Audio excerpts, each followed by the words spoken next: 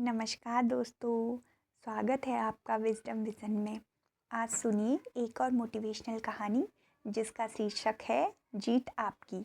दोस्तों, एक समय की बात है, किसी गांव में एक गुफा थी जिसे लोग मौत गुफा के नाम से जानते थे।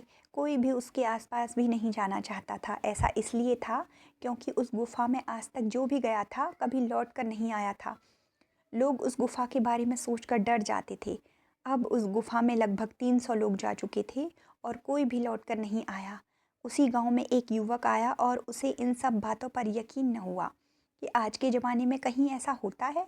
उसने तय किया कि वह उस गुफा में जाएगा, पर जैसे ही गांव के लोगों को पता चला कि वह युवक उस गुफा में जा रहा है, तो सब उसके घर के पास इकट्ठे हो गए और उसे समझाने लगे कि तुम आखिर क्यों जाना चाहते हो?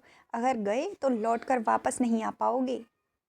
पर उसने उन सब लोगों की बात नहीं सुनी और अगले दिन सुबह ही वह उस गुफा की तरफ गया और गुफा में अंदर जाते ही कुछ आगे जाने पर बहुत अंधेरा था। धीरे धीरे वह गुफा में काफ़ी अंदर आ गया।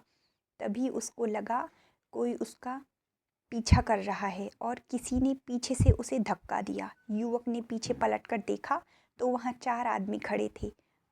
वो उसे बंद कर एक जगह ले गए। उसने देखा वो जगह बहुत ही अच्छी थी और सभी सुख सुविधाओं से सुसज्जित थी।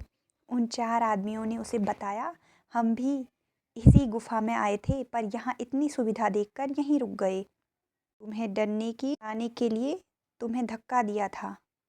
और वह युवक भी उसी जगह रुक गया। बाकी गांव वालों का वहम और भी पक्का हो गया कि कोई भी लौट कर नहीं आता उस गुफा से।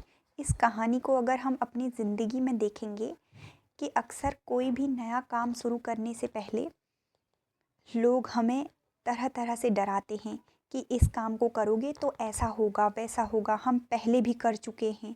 जैसे अगर हमें नया बिजनेस स्टार्ट करना है, हम अपने आइडिया को किसी के साथ डिस्कस करते हैं तो वही सुनने को मिलेगा, ऐसे कोई बिजनेस नहीं होता।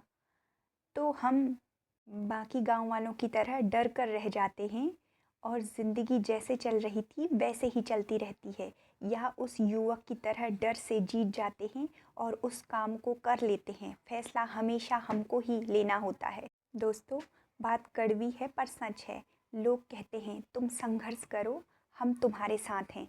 यदि लोग सच में साथ होते तो संघर्ष की ज़रूरत नहीं पड़ती। नमस्कार दोस्तों।